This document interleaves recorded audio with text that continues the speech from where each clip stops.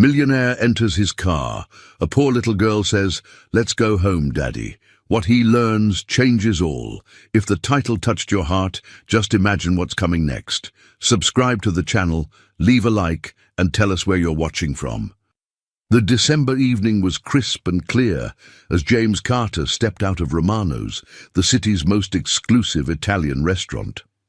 Snow had begun to fall earlier that afternoon, dusting the sidewalks with a thin layer of white that crunched softly under his handmade Italian leather shoes. At 38, he was the picture of corporate success, perfectly tailored charcoal suit from Savile Row, platinum Rolex Submariner catching the amber streetlights, and the kind of quiet confidence that came from closing a $20 million acquisition deal before the second course had even arrived at his table. His black Mercedes S-Class waited exactly where he'd left it, the valet having returned it just moments before with the reverent care reserved for vehicles worth more than most people's annual salaries.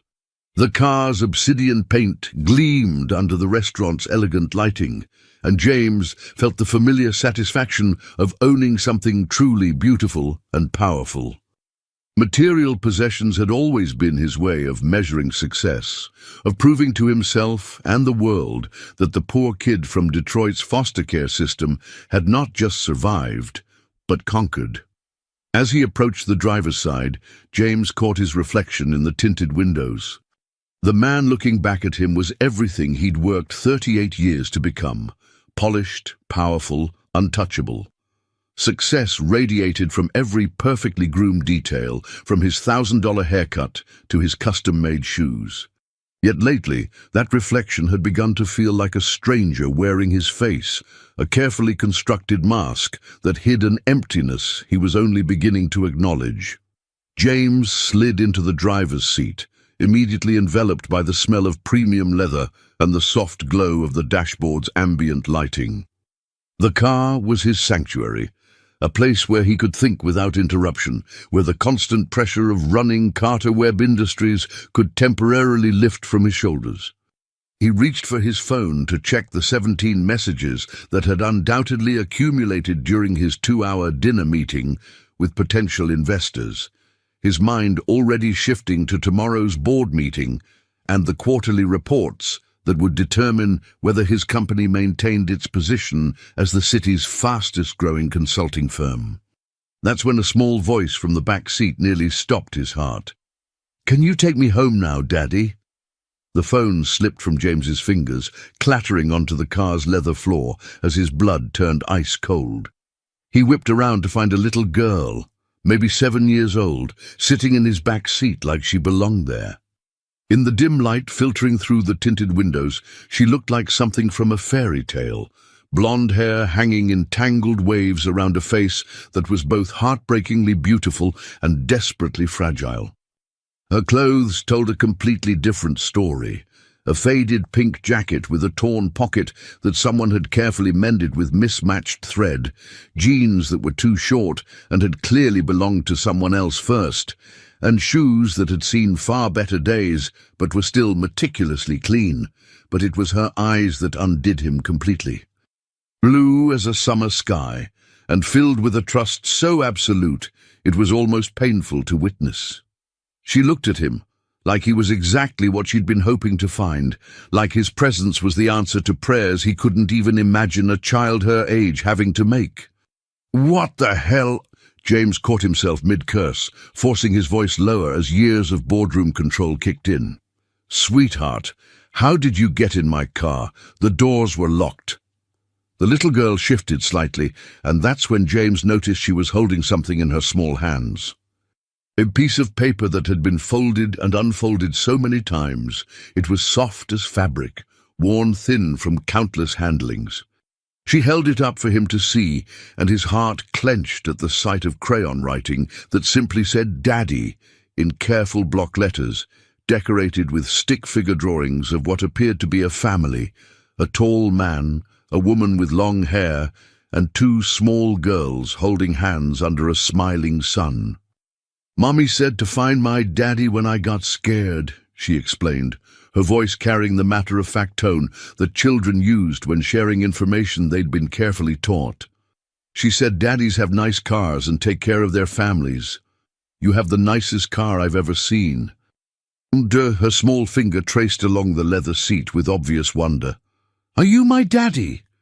James felt his carefully constructed world tilting on its axis. Every certainty he'd built his life around suddenly called into question. He'd never been married, never had children, never even particularly wanted them. His life was mergers and acquisitions, profit margins and stock prices, not fairy tales and bedtime stories. Children were complications he'd never had time for, distractions from the serious business of building a financial empire.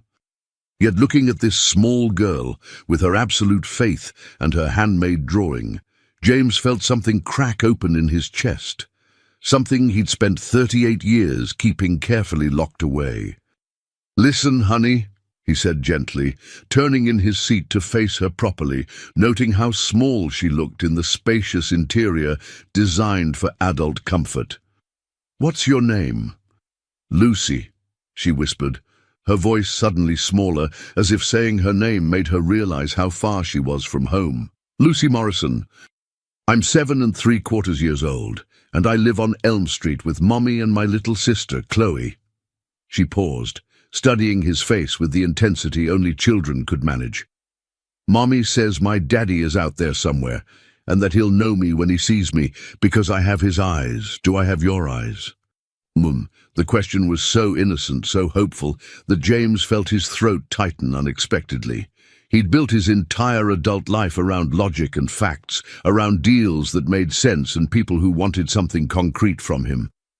This child's simple faith in the goodness of strangers was foreign to him, a reminder of an innocence he'd lost so long ago he'd forgotten it ever existed. "Lucy, where is your mommy right now?" he asked carefully, his business mind automatically shifting into crisis management mode, even as his heart raced with concern for this lost child. Her bottom lip trembled slightly, the first crack in her brave facade. "She's at work. She has to work 2 jobs now because the mean man says we have to pay more money or we can't live in our house anymore. Mrs.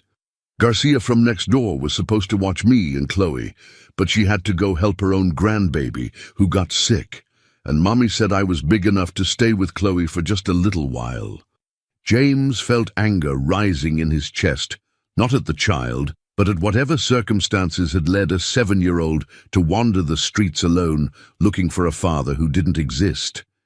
The casual way she mentioned her mother working 2 jobs, the matter-of-fact acceptance of financial crisis, the responsibility placed on such small shoulders. It painted a picture of desperation that made his expensive dinner taste like ash in his mouth. "So, you left your sister alone?" he asked, trying to keep judgment out of his voice. "No." Lucy's eyes widened with the horror of being misunderstood, tears threatening at the corners. "Chloe's sleeping. She always falls asleep early when she's hungry because it makes her tummy stop hurting. I put all the blankets on her and locked the door like Mommy taught me. I was only going to look for a little while, just until I found someone who could help." The casual mention of hunger, a 6-year-old falling asleep because her stomach hurt from lack of food, hit James like a physical blow. He tried to remember the last time he'd been truly hungry, not the fashionable hunger of delayed business dinners or intermittent fasting, but the gnawing emptiness of not knowing when your next meal would come. He couldn't. The realization of his privilege, stark and undeniable in the face of this child's reality, made him feel simultaneously grateful and ashamed.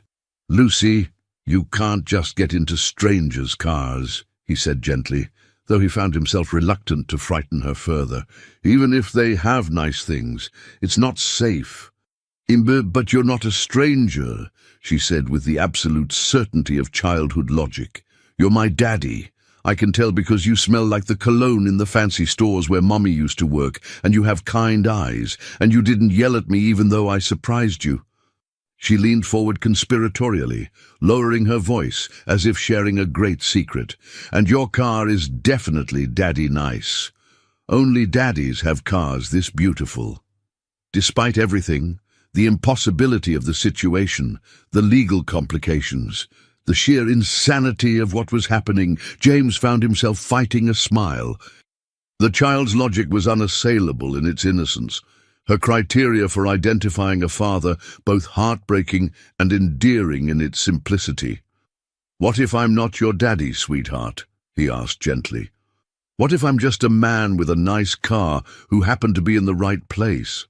Lucy considered this seriously, her small face scrunched in concentration as she weighed possibilities with the gravity of a Supreme Court justice.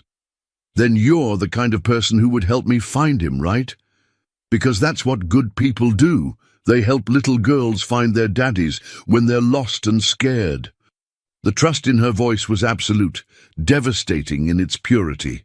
James looked at this small girl who had somehow managed to slip past every security system in his life, literal and metaphorical, and felt something fundamental shifting inside him. Every rational part of his brain screamed to call the police, to handle this through proper channels, to protect himself from whatever complications this child represented. But when Lucy looked at him with those trusting blue eyes, when she held up her carefully drawn picture like it was a treasure beyond price, James couldn't bring himself to shatter whatever fragile hope was keeping her brave in what had to be a terrifying situation.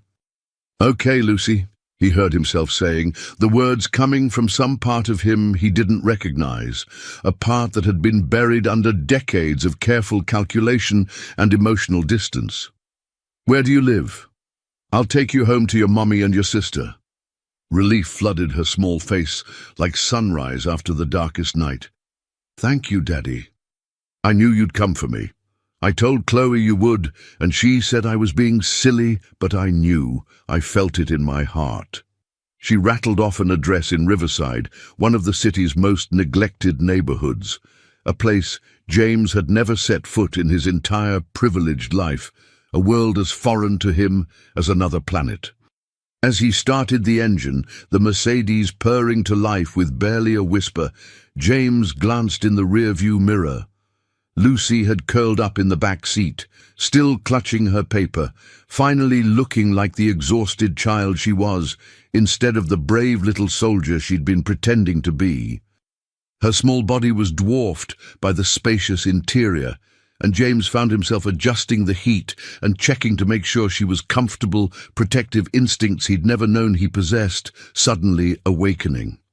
What kind of desperation would drive a mother to let her 7-year-old daughter out of her sight, even for a moment? What kind of circumstances would lead a child to wander the streets looking for a father who apparently didn't exist? James had grown up poor, shuttled between foster homes and group facilities, but never hungry, never without the basic safety net of social services. Looking at Lucy's worn clothes and too thin frame, he realized he was about to get an education in a kind of poverty he'd only read about in corporate social responsibility reports and charity fundraising materials. The drive to Riverside would take them through increasingly unfamiliar territory, each mile a journey not just across the city, but across the vast chasm between his world of privilege and the harsh reality where this remarkable little girl was fighting to survive. The drive to Riverside took 25 minutes through increasingly unfamiliar territory, each mile taking them further from the gleaming downtown towers where James had built his empire and deeper into forgotten America, the part of the city that didn't make it into tourism brochures or economic development presentations. As they traveled, James watched the landscape transform outside his windows like a time-lapse video of economic decline. Upscale restaurants gave way to fast food chains, which gave way to corner stores with barred windows. Boutique shops became pawn shops, luxury car dealerships became used car lots, with hand-painted signs promising easy credit and no money down. The people on the streets looked different too, more tired, more worn down by lives that required too much effort for too little reward. James's luxury car drew curious stares and some hostile glances from the few people brave enough to be out after dark. He saw faces pressed against apartment windows, children peering through glass to get a better look at the gleaming Mercedes that was so obviously out of place in their world. For the first time in years, James felt truly self-conscious about his wealth, acutely aware of how his car alone probably represented more money than most of these families saw in a year. "Turn here," Lucy said softly from the back seat, sitting up as they approached a narrow street lined with houses that had seen better decades. The blue one with the broken fence. James pulled up to a small house that looked like it was hanging on through sheer determination and the stubborn refusal of its occupants to give up. The front porch sagged under the weight of too many harsh winters, its wooden steps worn smooth by countless footsteps. Paint peeled from the siding in long strips that no one had time or money to repair, and one of the front windows was covered with cardboard and duct tape where glass should have been, a temporary fix that had clearly become permanent out of necessity. A chain-link fence surrounded a tiny yard, its gate hanging at an angle that suggested broken hinges and deferred maintenance. Yet even in its obvious decline, the house showed signs of someone who cared deeply about making it a home. The small garden area was neatly maintained despite the season, with careful rows where vegetables had obviously been grown during warmer months. Christmas lights had been carefully strung around the porch, even though some of the bulbs were missing, and a small wreath hung on the front door. Decorations that spoke of determination to maintain hope and celebration, even when money was scarce. This was poverty James had only seen in documentaries and news reports, not something he'd ever expected to encounter personally. Yet there was dignity here too, in the carefully swept front steps, and the way someone had tried to make this worn-down house into a home worth fighting for. "Wait here for just a minute, okay?" he told Lucy, but she was already scrambling out of the car with the energy that only children could summon, even after exhausting ordeals. "Mommy! Chloe, I found Daddy!" Lucy's voice rang through the quiet street as she ran toward the house, her worn shoes slapping against the concrete sidewalk. Her excitement was infectious, her joy at being home safe mixing with pride at having accomplished her impossible mission. The front door burst open before Lucy was halfway up the walk, and James saw the most beautiful woman he'd ever laid eyes on. Even in the dim light of the porch, even with worry lines etched around her eyes and exhaustion written in the set of her shoulders, she was absolutely stunning in a way that had nothing to do with makeup or expensive clothes, and everything to do with natural grace and inner strength. She appeared to be in her mid-30s, with blonde hair the same shade as Lucy's falling past her shoulders in waves that caught the Christmas lights. Her face held a combination of relief and terror that hit James like a physical blow. The look of a mother who had been living her worst nightmare for however long Lucy had been missing. Even in faded jeans and an oversized sweater that had clearly seen better years, even with the obvious stress of whatever crisis had been unfolding in her absence, she moved with a grace that spoke of inner strength and unshakable determination. "Lucy, oh my God, where have you been?" Ooh, the woman, who had to be Lucy's mother, dropped to her knees on the cold concrete and wrapped her daughter in an embrace so desperate and grateful it made James's chest ache with an emotion he couldn't name. "I've been looking everywhere for you, Mrs. Garcia said you disappeared, and I came straight home from work," and her voice broke with relief and residual fear, the sound of someone who had been imagining the worst possible scenarios. A smaller girl appeared in the doorway, clearly Lucy's sister, peeking out from behind the frame, with eyes that were identical to Lucy's but somehow more cautious. She couldn't have been older than 6, with the same blonde hair and delicate features. But where Lucy was bold and trusting, this child seemed almost afraid of her own shadow. She clutched a stuffed animal that had been loved nearly to pieces, and James could see her taking in the scene with the wariness of someone who'd learned early that good things didn't always last and strangers weren't always safe. "I found Daddy, just like you said I should," Lucy announced proudly, pulling back to beam at her mother with the satisfaction of a mission accomplished. "He has a nice car and nice clothes and everything, and he didn't get mad when I surprised him, and he brought me home just like a real daddy would." The woman's eyes snapped up to James, and he saw the exact moment she realized what had happened. Horror, embarrassment, and something that might have been desperate hope flickered across her features in quick succession, emotions playing across her face like weather patterns on a turbulent day. She stood slowly, her hand remaining protectively on Lucy's shoulder, and James found himself walking closer, despite his better judgment and every rule of caution he'd learned in his business dealings. There was something about this family, something about the way they held on to each other like lifelines in a storm, that drew him in ways he couldn't explain or resist. He'd spent years surrounded by people who wanted something from him: business deals, social connections, financial opportunities. But looking at this mother and her daughters, James saw something he'd never encountered before. People who needed help, not for what they could gain, but for simple survival. The authenticity of their need, the absence of manipulation or hidden agendas, was both refreshing and terrifying. "I am so sorry," the woman said, her voice carrying the weight of mortification and exhaustion that came from dealing with a crisis while already stretched to the breaking point. "Lucy, this man isn't your father. You can't just climb into strangers' cars. We've talked about this." Her tone was gentle but firm, the voice of a mother who'd had conversations about stranger danger more times than any parent should have to, who was trying to keep her children safe in a world that seemed designed to prey on the vulnerable. James found himself studying her face as she spoke, noting the way she positioned herself slightly in front of both girls, the protective instinct that seemed as natural as breathing. Even embarrassed and obviously struggling, she held herself with dignity, meeting his eyes directly despite the circumstances.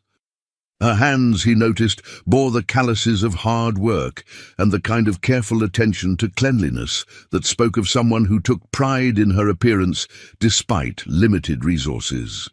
"It's okay," James said, extending his hand and noting how her handshake was firm and honest, without the calculated pressure of business networking or the limp submission of someone asking for favors.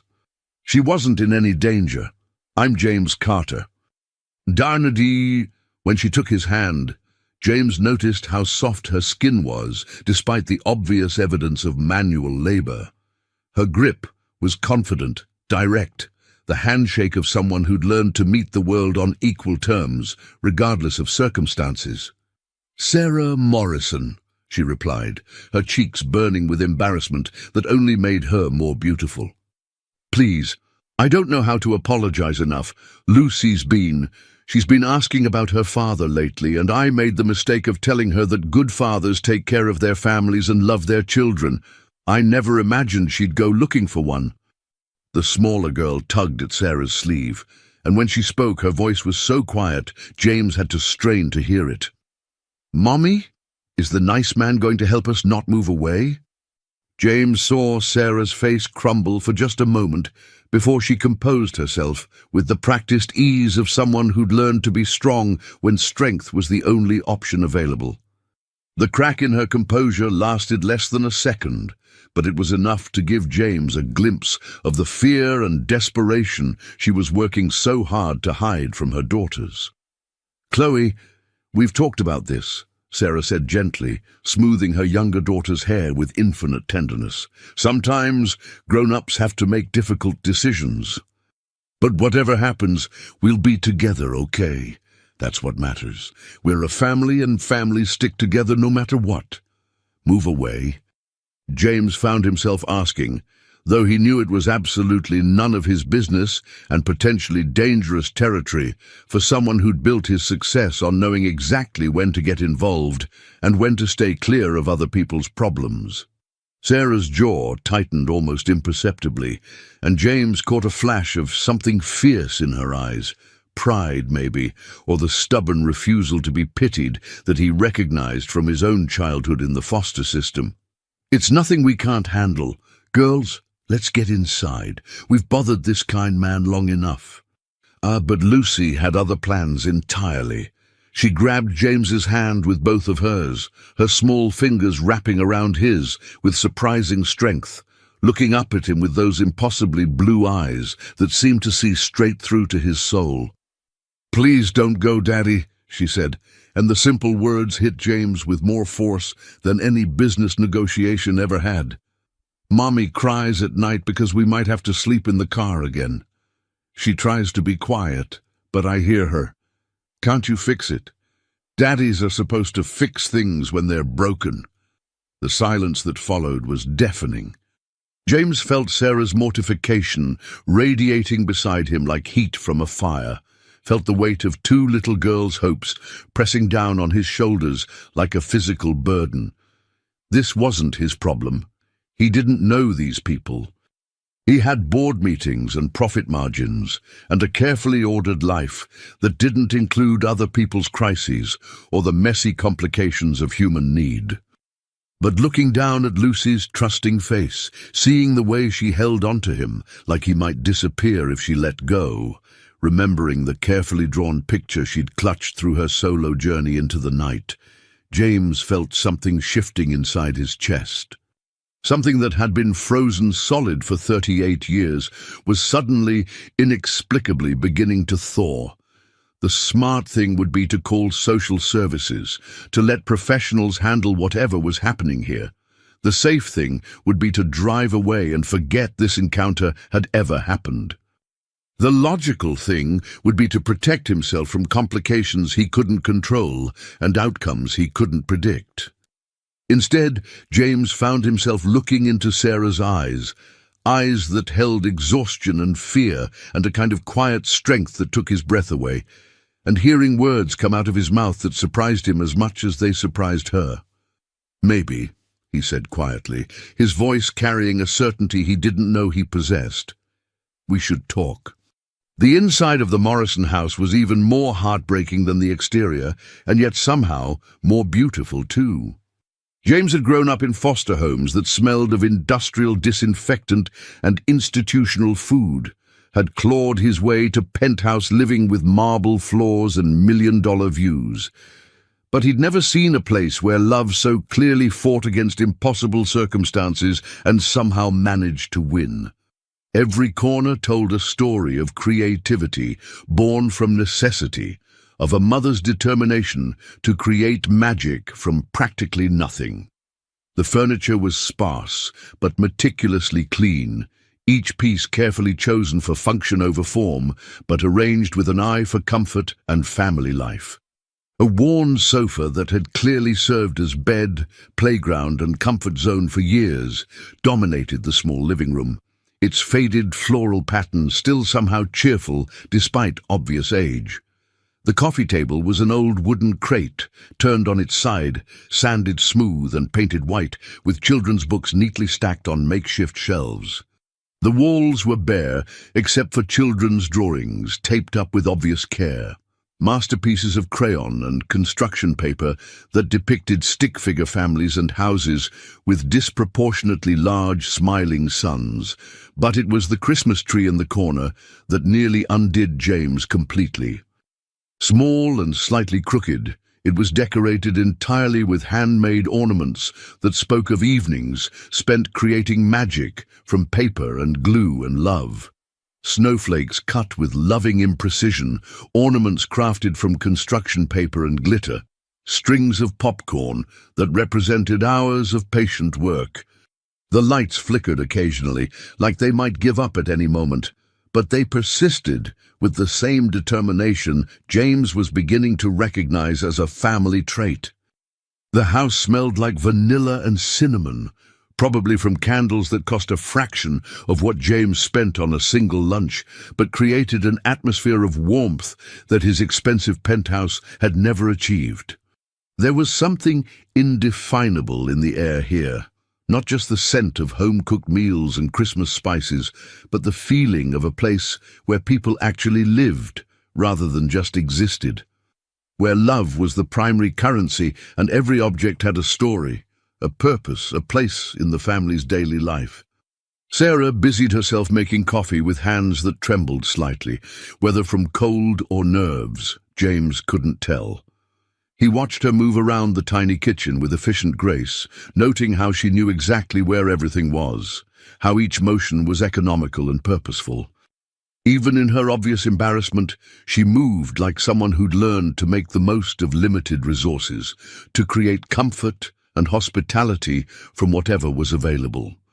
The girls settled on the worn couch with the easy familiarity of routine, Chloe immediately curling into Lucy's side like she belonged there, like this was their safe harbor in a world that often seemed too big and too harsh. James found himself sitting carefully on the edge of a mismatched chair that had probably been rescued from someone's curb, feeling like an expensive alien in his tailored suit. The contrast between his world and theirs was stark enough to be almost comical, if it weren't so sobering. "I'm sorry about the mess," Sarah said automatically, though the tiny house was spotless in the way that only came from careful attention and limited possessions.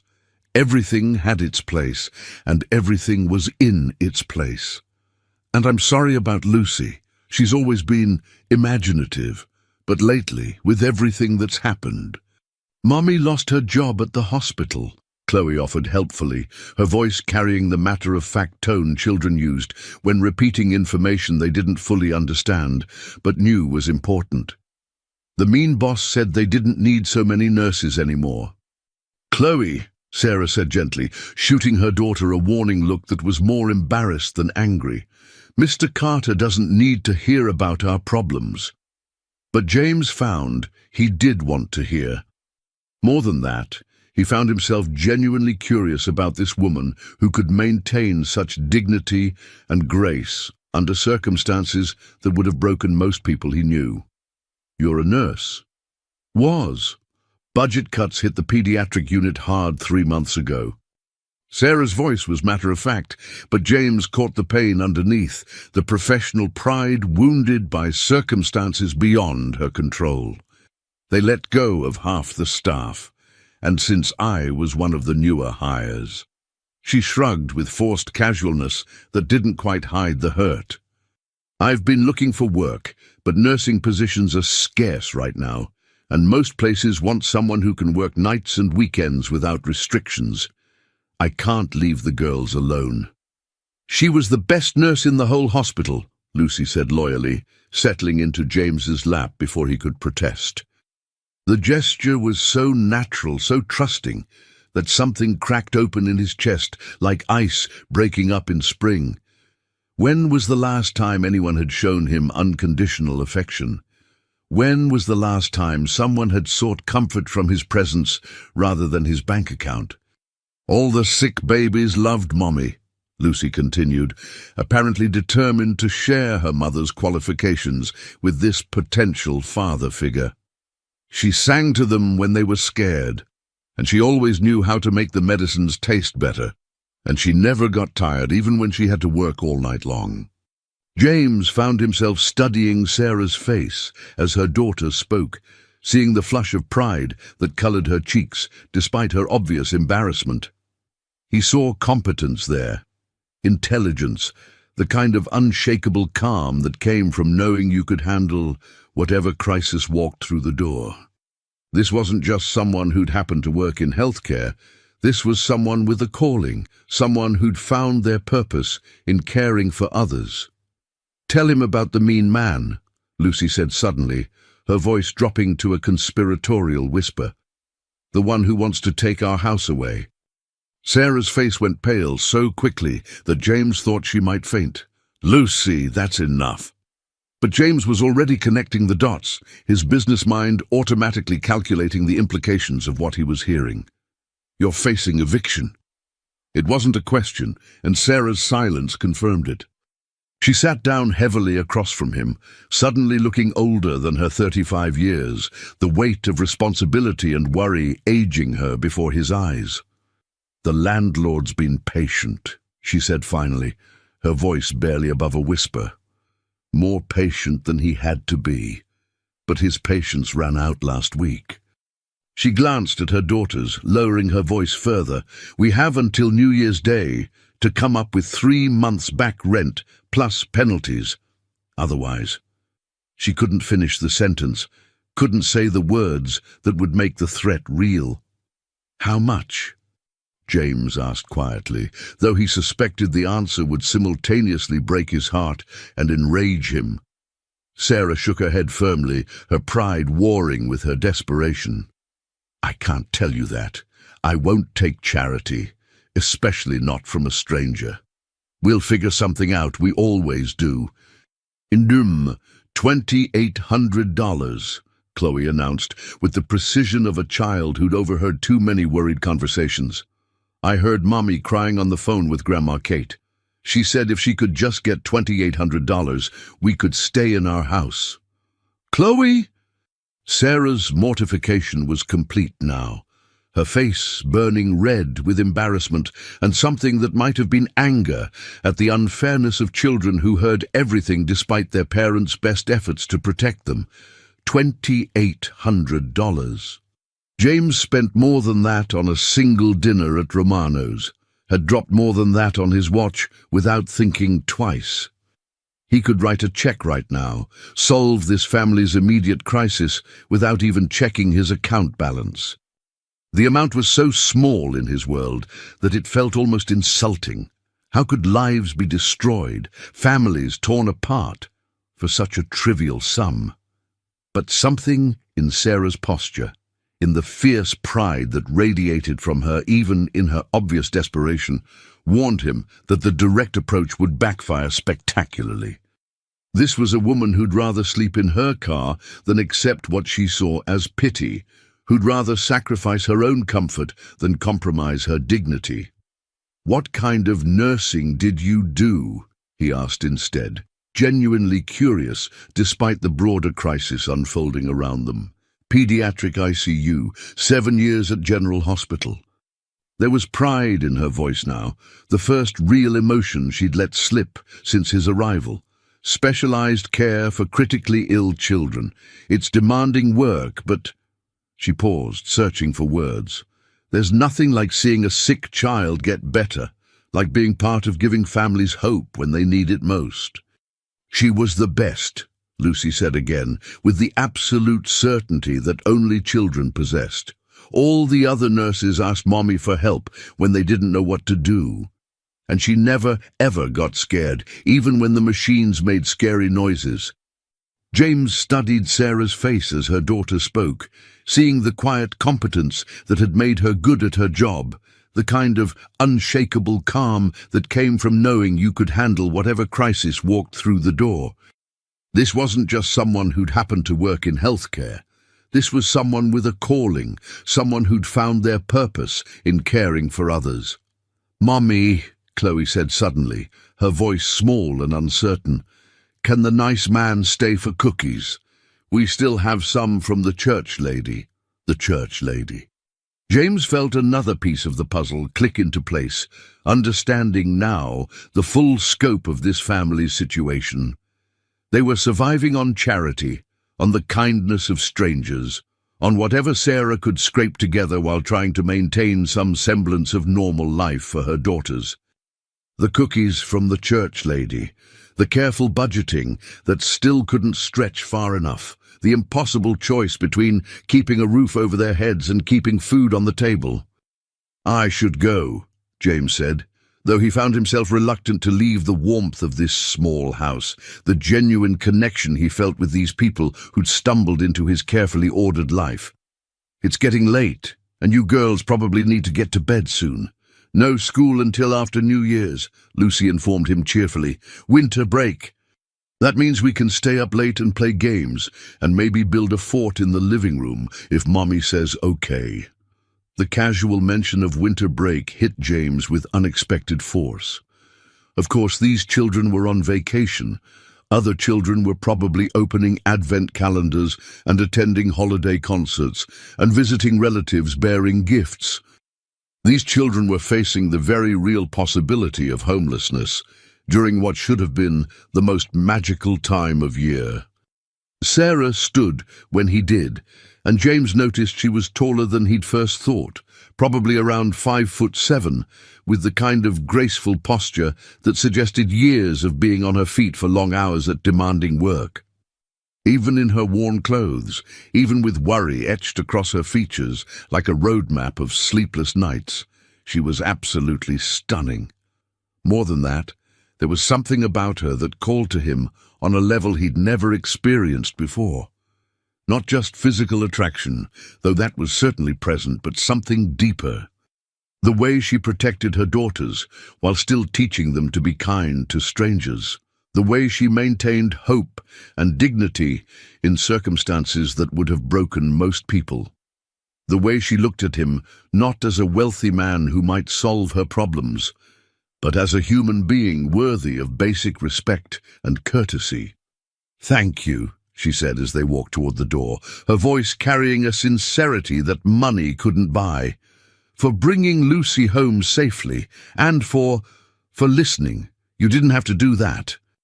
James paused at the door, looking back at this little family that had somehow tumbled into his perfectly ordered life like a meteor disrupting the predictable orbit of his days.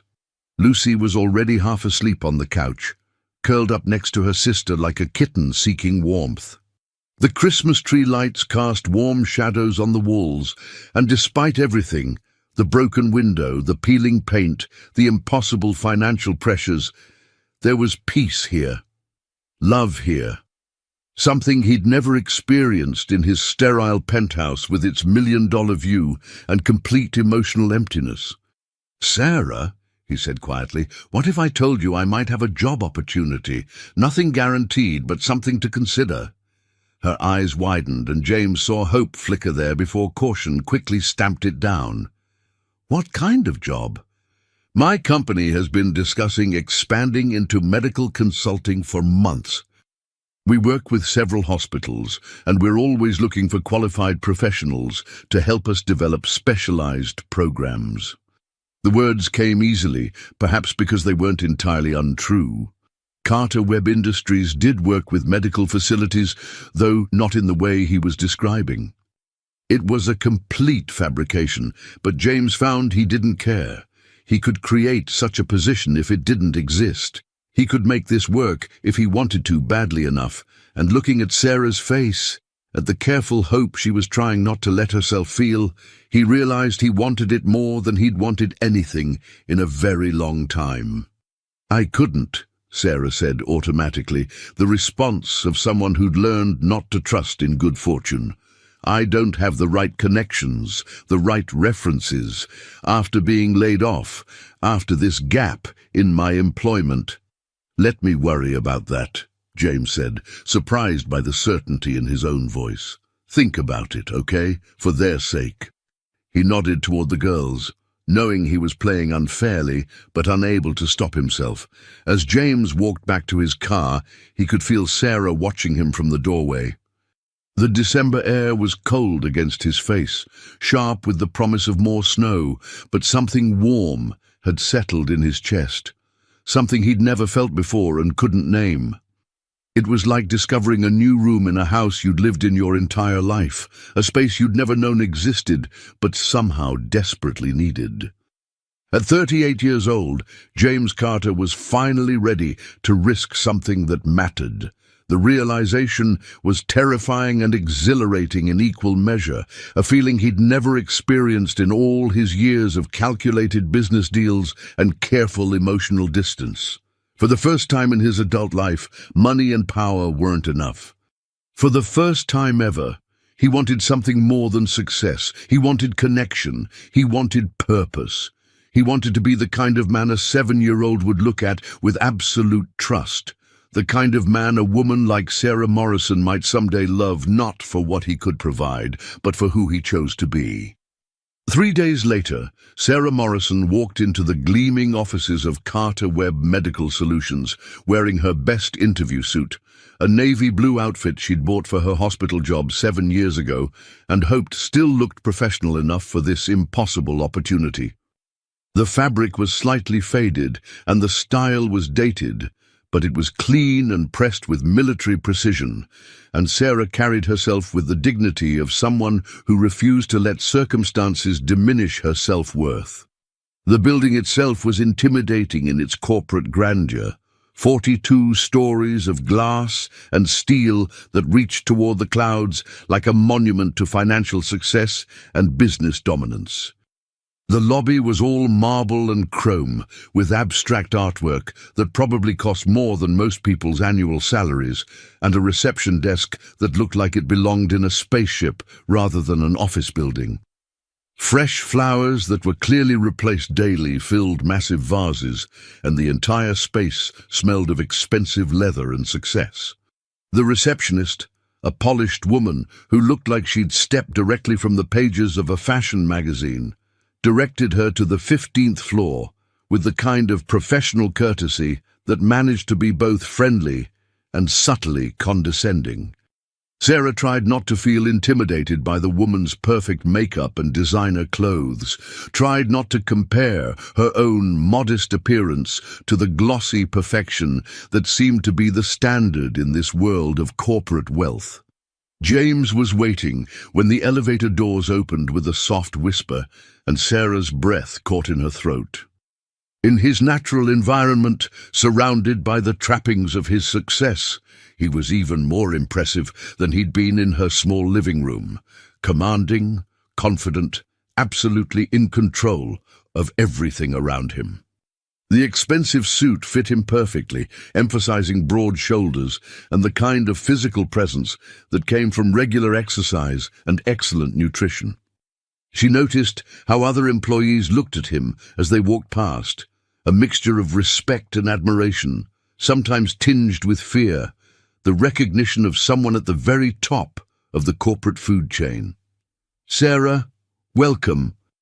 His smile was warm and genuine, so different from the corporate mask she'd expected after seeing him in this intimidating environment. "How are Lucy and Chloe this morning?" The question caught her off guard, not because it was unexpected, but because of the genuine concern in his voice. In a building full of people focused on profit margins and quarterly reports, James Carter was asking about 2 little girls he'd met for a few hours 3 days ago. The contrast between his professional persona and his personal warmth was striking and somehow reassuring.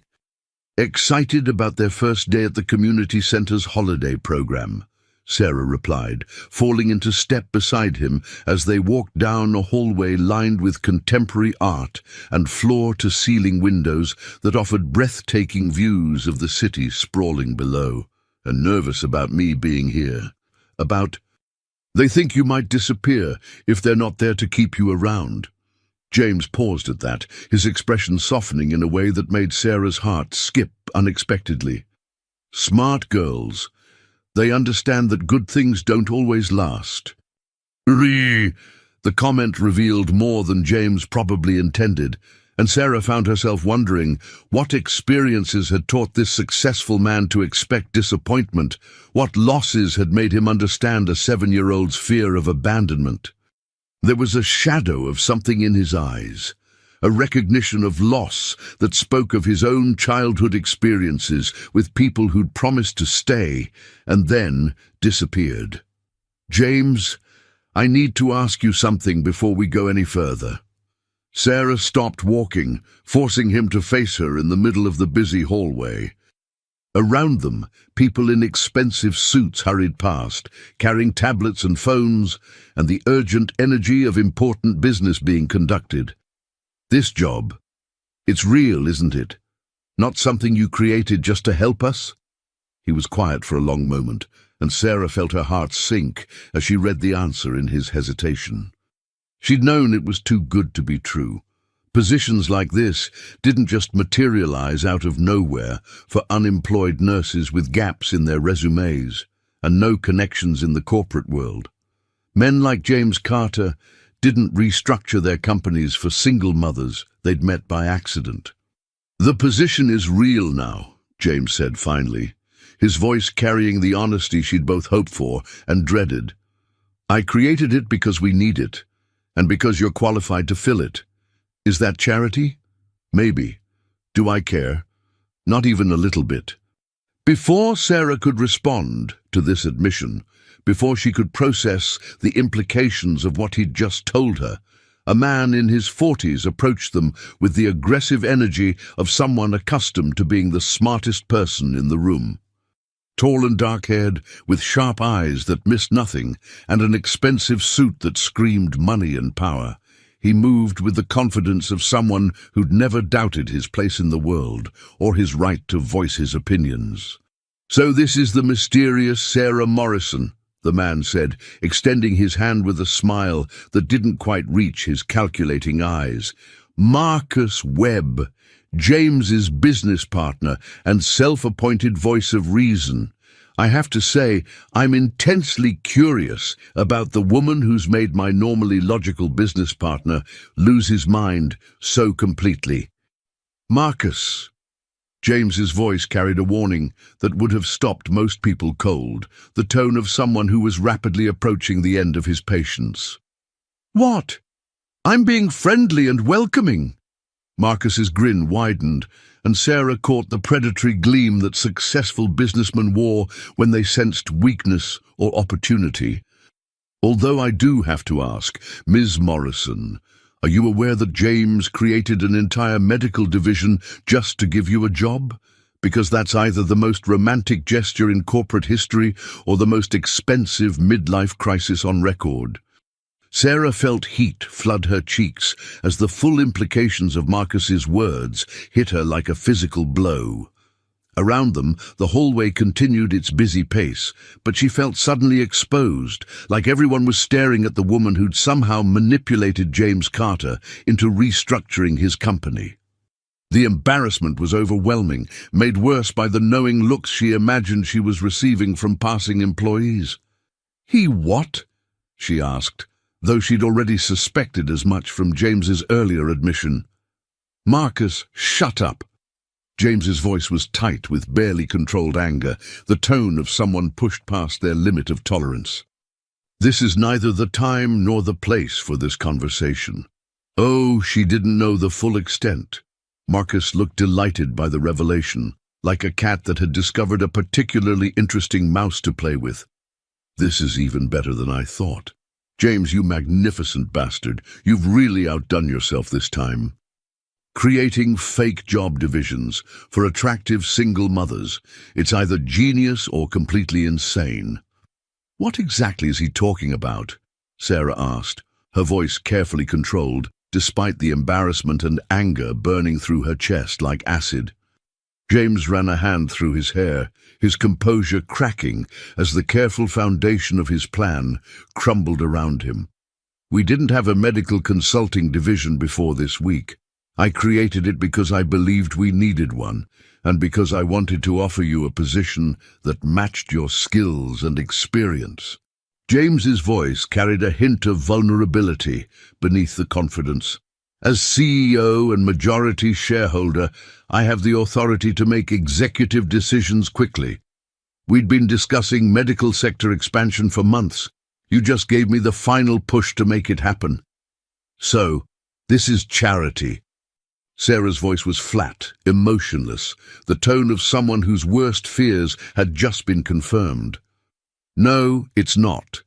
The position is legitimate, the work is real, and you're qualified to do it exceptionally well.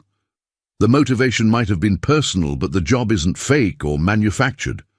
Sarah stared at him for a long moment, processing the fact that this man had literally restructured his company to create a place for her. It was either the most thoughtful thing anyone had ever done for her, or the most insulting gesture she'd ever received.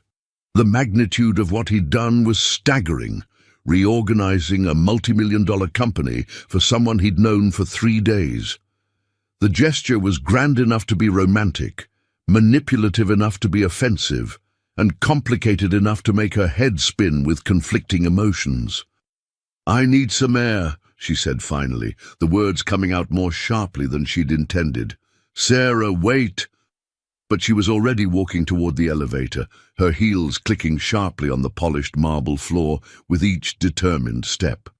She could hear James calling her name, could sense the curious stares of other employees as she passed, but she didn't stop until she was standing on the sidewalk outside the building, breathing deeply and trying to sort through the tangle of emotions in her chest. The December air was cold and sharp, cutting through her suit jacket and making her aware of how different this world was from her own. Around her, people in expensive coats hurried past, talking on phones about deals and meetings and the important business of making money. She felt out of place, like an imposter who'd been caught pretending to belong in a world she'd never been meant to enter. 5 minutes later, James appeared beside her, no longer looking like the composed CEO she'd seen upstairs. His hair was disheveled from running his hands through it, his tie was loose, and there was something almost desperate in his expression that made him seem more human and less like a corporate robot. "I handled that badly," he said without preamble, his voice carrying genuine regret. "You think?" Sarah's response was sharper than she'd intended, but she was too embarrassed and confused to soften it. "Sarah, please, let me explain what really happened, why I made the decisions I made." She turned to face him, noting how the winter sun caught the grey in his dark hair, how his brown eyes held flecks of gold she'd never noticed before. Even frustrated and windblown, he was the most attractive man she'd ever met, which made this whole situation even more complicated and emotionally dangerous. "Explain what? That you're some kind of white knight who swoops in to rescue damsels in distress? That you restructured your entire company because you felt sorry for a single mother and her kids? That's not why I did it. Then why?" James was quiet for so long that Sarah thought he wasn't going to answer, that he was going to retreat behind the corporate facade that protected him from uncomfortable emotional conversations. When he finally spoke, his voice was softer than she'd ever heard it, vulnerable in a way that stripped away all pretense. "Because when Lucy called me Daddy, something inside me broke open that I didn't even know was there. Because when I saw you holding your daughters like they were your whole world, I realized I'd never felt that kind of love for anything or anyone in my entire life. Because for 38 years, I've been successful and empty, building an empire that means nothing, and 3 days ago, 2 little girls and their mother showed me what I've been missing." Sarah felt her anger dissolving despite her best efforts to hold on to it, despite the protective wall she'd built around her heart. "James, I know how this looks. Rich guy falls for poor woman and tries to buy his way into her life, but that's not what this is, Sarah. I created this job because I want you in my life, yes, but also because you're brilliant at what you do, and because there are kids in hospitals who need someone like you advocating for them." A group of business people walked past them, their conversation about quarterly projections cutting through the emotional moment. Sarah realized they were standing in the middle of downtown at 11 a.m. on a weekday, having an intensely personal conversation while people in expensive suits hurried past to their important meetings and million-dollar deals. "This is crazy," she said finally, feeling overwhelmed by the magnitude of what was happening between them. "Completely crazy," James agreed readily. "I don't do impulsive, I don't do emotional. I sure as hell don't restructure my company for women I met 3 days ago. So why are you doing it now?" "Because maybe crazy is exactly what I need." James stepped closer, and Sarah caught the faint scent of his cologne, something expensive and masculine that made her distinctly aware of how long it had been since she'd been close to a man, since she'd allowed herself to feel attracted to someone. Because maybe 38 years of careful, logical, emotionless decisions have gotten me exactly nowhere that matters. Sarah found herself looking up into his eyes, seeing something there that made her pulse quicken and her carefully constructed defenses weaken. This was dangerous territory, not just because of the job, but because she could feel herself wanting to believe in fairy tales again, wanting to trust in the possibility that sometimes good things really did happen to people like her. "The girls," she said weakly, her voice lacking conviction. "I can't let them get attached if this is just some kind of phase for you. It's not a phase. How can you be sure? You don't even know us. Not really." James was quiet for a moment, then pulled out his phone with deliberate slowness. He scrolled through it briefly before showing her the screen. It was a photo of him and Lucy from 3 nights ago. She must have taken it with his phone while he wasn't looking, a candid moment that captured something precious. In the picture, Lucy was grinning at the camera while James looked down at her with an expression of complete tenderness and wonder. "Look at my face in that picture," he said quietly. "Look at my eyes. Does that look like a phase to you?" Sarah stared at the photo, seeing something in James's expression that made her chest tighten with emotion. She'd seen that look before, in the faces of fathers picking up their children from school, in the eyes of men who'd found their purpose in loving their families. It was the look of someone who'd discovered something they didn't know they'd been searching for their entire life. "Sarah," James's voice was gentle but insistent, "take the job.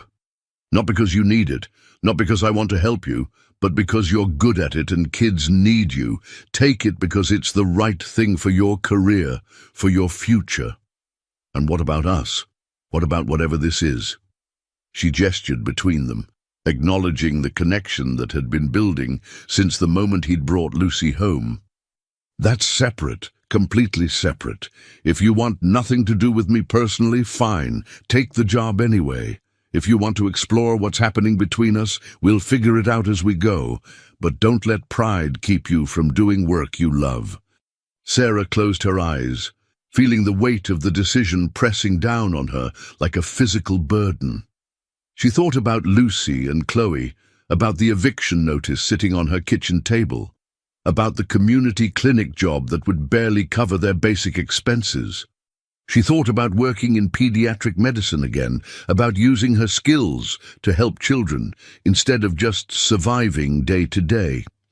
"The salary," she said without opening her eyes, "it's really 75,000. Plus benefits. Plus performance bonuses, plus a signing bonus to help you get back on your feet." Sarah opened her eyes and found James watching her with an expression of cautious hope. "You really created an entire division of your company for me." "I really did. That's either the most romantic thing I've ever heard or the most terrifying." "Probably both," James admitted with a self-deprecating smile. "So what do you say? Will you take the job?" Sarah looked up at the gleaming office building, then back at James's face. He was asking her to trust him, to believe that sometimes good things really did happen to people like her. It went against everything she'd learned about protecting herself and her daughters, against every hard-won lesson about being careful with her heart. But when she thought about Lucy calling him Daddy, about Chloe asking if the nice man was going to help them not move away, Sarah realized she was already in too deep to back out now. "Yes," she said finally, "I'll take the job." The smile that spread across James's face was worth every risk she was taking. 2 weeks later, Sarah was beginning to believe that maybe, just maybe, fairy tales could come true for ordinary people like her. She loved her new job, with a passion that surprised her, working with pediatric teams at 3 different hospitals, developing protocols for family-centered care, and actually making a measurable difference in how sick children and their families were treated during their most vulnerable moments. The work was challenging and meaningful, utilizing skills she'd thought she might never use again.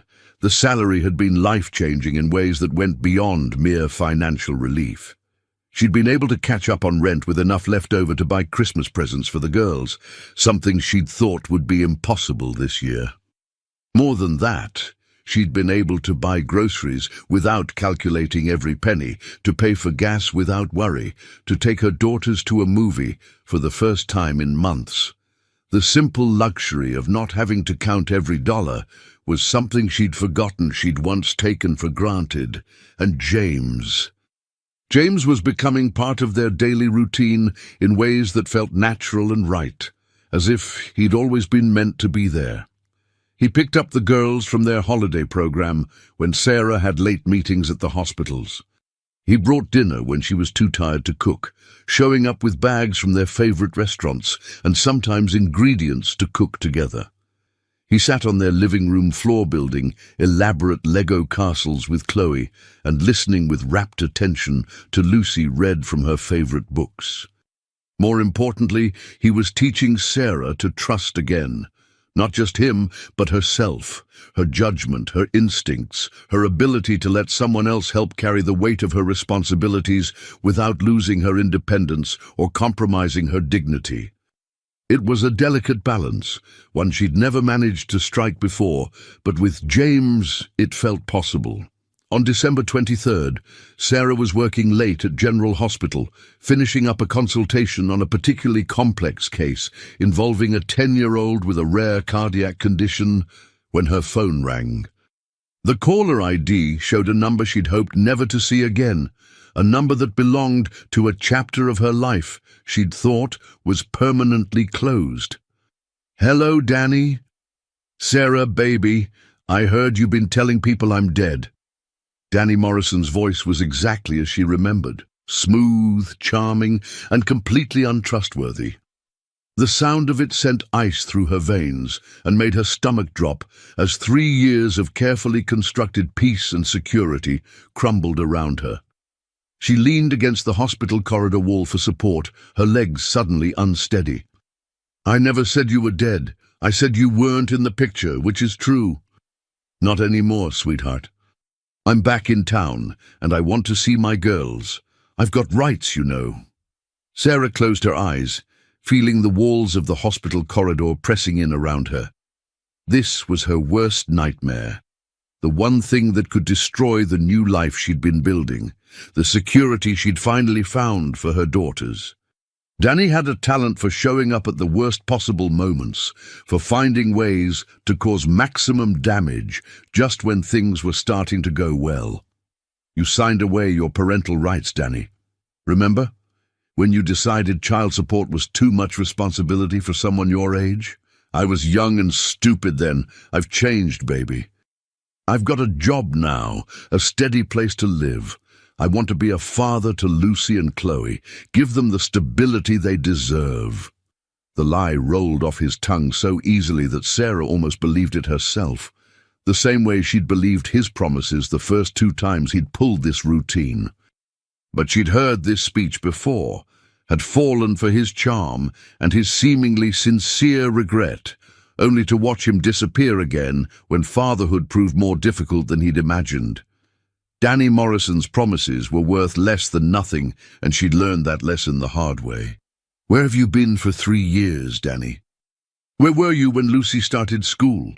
When Chloe had pneumonia? When we were sleeping in the car because I couldn't make rent? I told you, I was getting my life together, making something of myself. But I'm back now, and I have rights. My lawyer says, you have no rights. You gave them up voluntarily. My lawyer says different. Apparently, parental rights can be restored under certain circumstances, especially when the mother is living with a man who isn't related to the children." Sarah's blood turned to ice as the words hit her. "What are you talking about?" "Come on, Sarah. You think I don't know about your sugar daddy? James Carter, right? Rich guy with a fancy car who's been playing house with you and my kids?" The corridor seemed to spin around her as she realized the scope of what was happening. "How do you know about James?" "Social media's a beautiful thing, baby. Your neighbor, Mrs. Garcia, posted about the nice man helping the Morrison family on her Facebook. Took me 5 minutes to figure out who James Carter was. I know all kinds of things now. Like the fact that you're working for him, living off his charity. Like the fact that he's been around my daughters unsupervised. Like the fact that you're probably sleeping with him to keep your job. That's not true, and you know it. Doesn't matter what I know, sweetheart. Matters what a family court judge might think when I file for custody. Especially when I tell them about the rich boyfriend who's buying his way into my kids' lives. Judges don't like that kind of thing. Wealthy men taking advantage of desperate single mothers. Sarah felt sick to her stomach as she understood the full scope of Danny's plan. She knew him well enough to know this wasn't an empty threat. He was exactly vindictive enough to use the girls as weapons, exactly manipulative enough to twist her relationship with James into something ugly and inappropriate.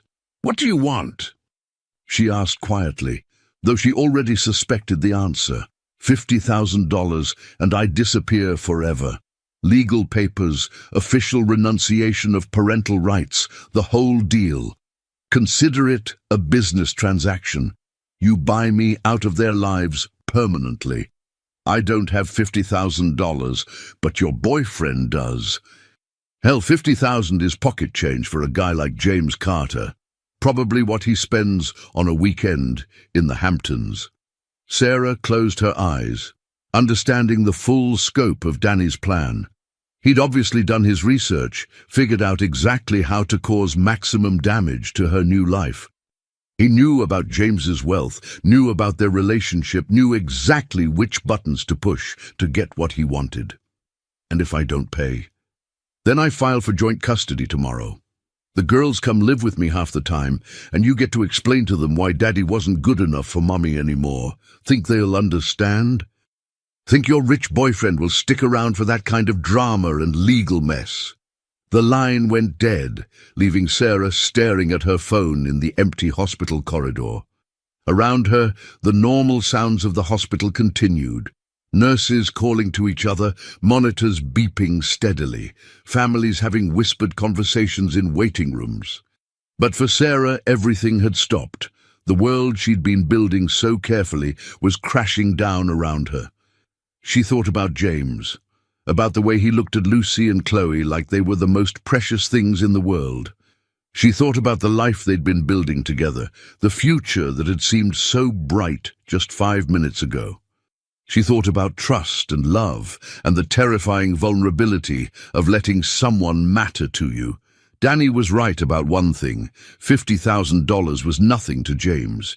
He'd probably write the check without hesitation if she asked, wouldn't even consider it a significant expense. But how could she ask? How could she tell the man she was falling in love with that her past was about to destroy their future? How could she explain that she came with this kind of baggage, this potential for ongoing drama and legal complications? More importantly, how could she trust that he'd want to stay once he understood the full scope of what loving her might cost him? Sarah's hands were shaking as she scrolled through her contacts and dialed James's number, her finger hovering over the call button for several long seconds before she found the courage to press it. "Hey." His voice was warm and happy, the sound of someone whose day had been going well. Perfect timing.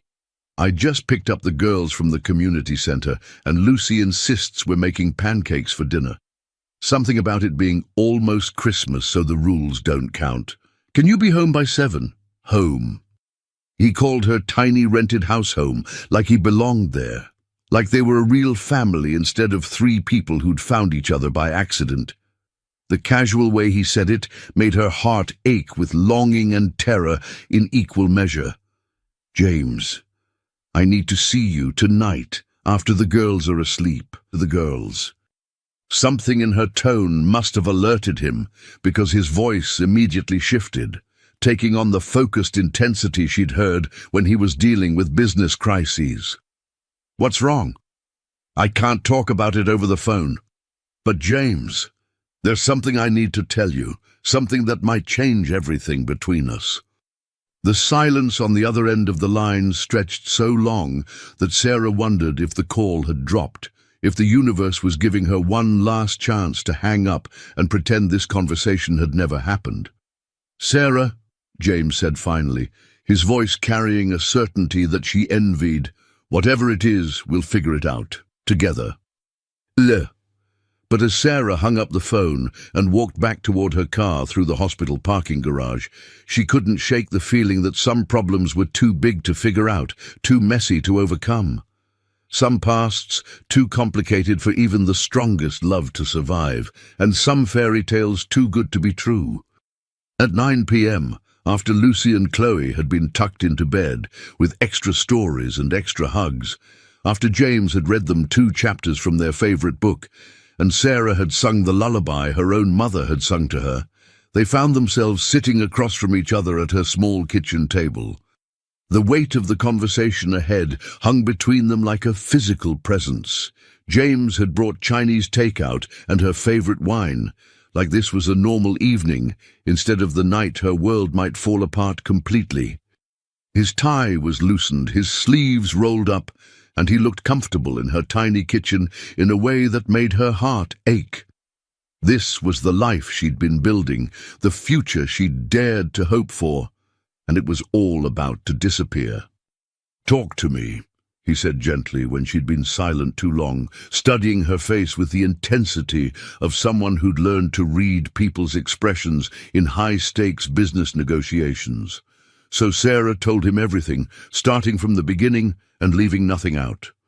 About Danny Morrison, the charming construction worker who'd swept her off her feet when she was 26 and naive enough to believe in love at first sight.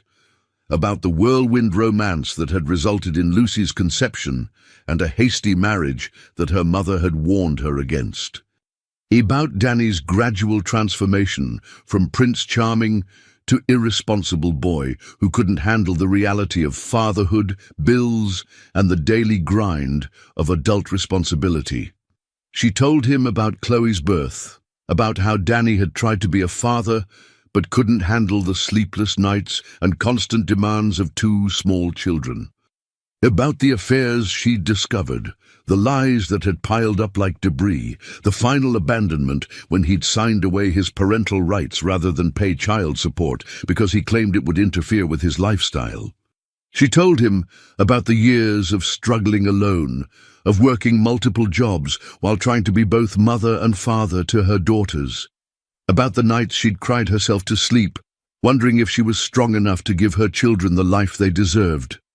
About the fears that still haunted her in quiet moments, that she wasn't enough, that her love alone couldn't make up for the father they'd never had. And finally, with her voice barely above a whisper, she told him about the phone call. James listened without interrupting, his expression growing darker with each detail she shared. His hands remained perfectly still on the table, but she could see the tension building in his shoulders, the anger simmering beneath his carefully controlled surface. When she finished, he was quiet for a long time, staring at his hands clasped on the table. $50,000, he said finally, his voice flat and emotionless. "James, I'm not asking you to—" "I know you're not, but 50,000 would solve this permanently." Sarah felt tears threatening at the corners of her eyes. "You don't understand. It's not just about the money. He'll keep coming back. He'll always find new ways to cause problems. And now that he knows about you, about your wealth, you've become a target too. What about me? You didn't sign up for this kind of drama when you offered me that job. You didn't sign up for custody battles and deadbeat ex-husbands and all the mess that comes with my life. This isn't your problem to solve." James reached across the table and took her hands, his touch warm and steady and reassuring. "Sarah, look at me." She forced herself to meet his eyes, expecting to see doubt or regret or the beginning of withdrawal. Instead, she saw determination, and something that looked like fierce protectiveness, like a man preparing for battle. "Do you really think I'm going to walk away from you, from Lucy and Chloe, because some loser from your past is trying to cause trouble? He could make things very difficult for us, for your company, your reputation, the kind of publicity that comes with custody battles and extortion attempts. Let him try." James's voice was steel wrapped in silk. I've been dealing with bullies and extortionists my entire career. Danny Morrison doesn't scare me. But the girls are not going anywhere with him. I won't let that happen. Sarah felt a tear slip down her cheek. You can't promise that? Family courts don't always make logical decisions, especially when there's money involved. Judges sometimes think wealthy men are trying to buy their way into families. James was quiet for a moment, then got up from the table and walked to the window, staring out at the dark street. Sarah watched his profile against the glass, noting the tension in his shoulders, the way his jaw was set with determination. There's something I need to tell you, he said without turning around. Something I probably should have mentioned before now. Sarah's heart sank. Here it came, the revelation that would make everything clear, that would explain why he'd been too good to be true. I hired a private investigator to look into your background, James said quietly, before I offered you the job. Sarah felt the blood drain from her face. You what? I needed to know who I was dealing with. It's standard practice for executive positions, but in this case, he turned to face her. In this case, it was also personal. I needed to know if there were any complications that might affect Lucy and Chloe. What did you find? Sarah's voice was barely a whisper. I found that Danny Morrison has been arrested 3 times in the last 2 years for fraud and petty theft. I found that he's currently unemployed and living in a weekly rental motel. I found that his lawyer is actually his cousin Eddie, who got kicked out of law school for cheating. Sarah stared at him in amazement. You knew? This whole time you knew he might come back? I hoped he wouldn't, but I'd been prepared for the possibility. Prepared how? James walked back to the table and sat down, reaching for his phone. He scrolled through it briefly, then showed her the screen. It was a legal document with official letterhead and multiple signatures. Restraining order, he said simply. Filed this afternoon after your call. Danny Morrison is legally prohibited from contacting you or the girls until there's a formal custody hearing. Sarah read the document twice, hardly believing what she was seeing. How did you this fast? I have very good lawyers. And Danny's criminal record made this relatively easy to obtain. His history of abandonment, combined with his recent criminal activity, gives us a strong case. But this won't stop him, he'll just... There's more. James scrolled to another document. Petition for adoption. If you're willing, I'd like to formally adopt Lucy and Chloe. Danny's abandonment and criminal record make it likely that a judge would approve the petition, especially with his previous renunciation of parental rights.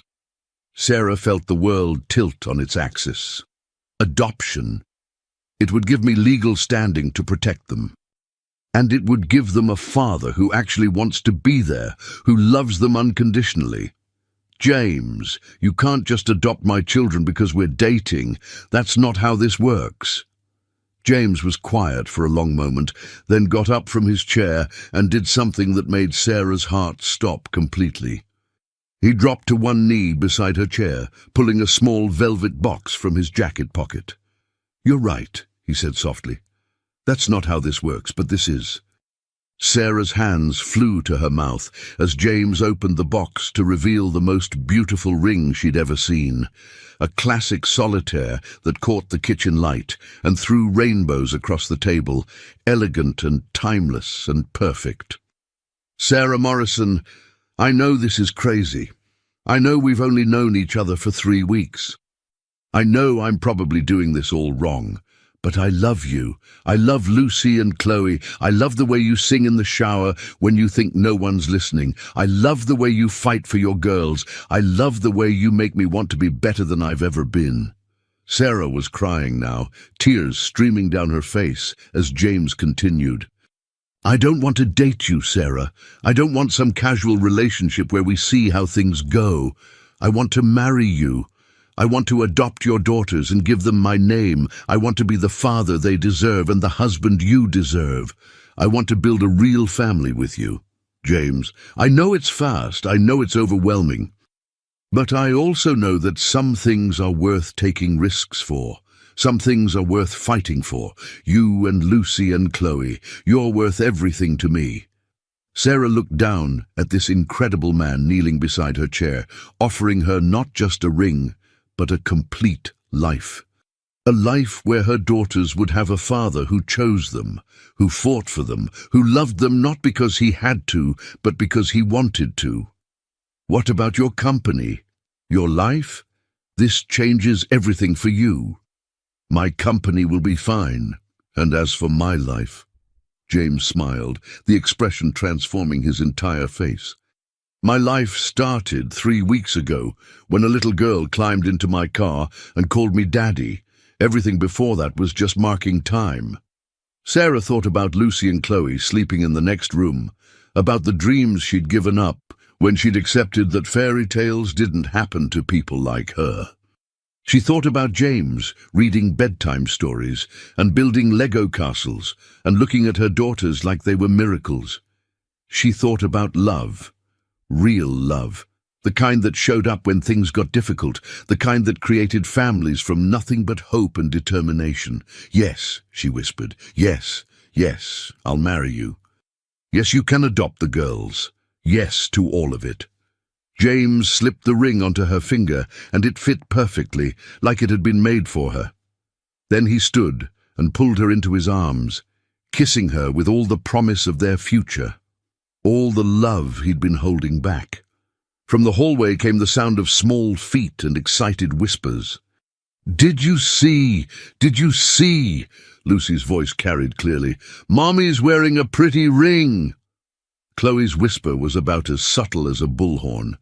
James and Sarah broke apart, laughing as 2 little girls in their pajamas rushed into the kitchen. "Is James going to be our real daddy now?" Lucy asked, climbing into James's arms like she'd been doing it her whole life. "Would you like that?" James asked seriously. "Yes," both girls said in unison. "Can we call you Daddy now?" Chloe asked shyly. James looked at Sarah, asking permission with his eyes. When she nodded, he smiled at Chloe. "I would love that more than anything." Dibudata, as Sarah watched her daughters hug the man who'd chosen to love them, who'd fought for them, who'd given them the one thing she'd never been able to provide, a father who would never leave, she realized that sometimes the best things in life really did come when you least expected them. Sometimes fairy tales did come true. And sometimes, if you were very lucky, they came in the form of a man who left his car unlocked on a December evening, giving hope and love exactly where they were needed most. 3 months later, on a perfect March afternoon, Sarah Morrison became Sarah Carter in a small ceremony surrounded by friends and family. Lucy and Chloe served as flower girls, and when the judge announced that the adoption papers were final, there wasn't a dry eye in the courthouse. Danny Morrison never followed through on his threats. As James had predicted, when faced with actual legal consequences and real opposition, he disappeared as quickly as he'd appeared. The little blue house in Riverside became a temporary home, until they found something bigger, something that could hold all the love this unexpected family had discovered. But no matter where they lived, they would always remember that love had found them in the most unlikely place, in the back seat of a luxury car, in the voice of a 7-year-old girl who knew exactly what she needed, even when the grown-ups didn't have a clue. Love, as it turned out, was the only thing that had been missing from all their lives. And once they found it, everything else was just details.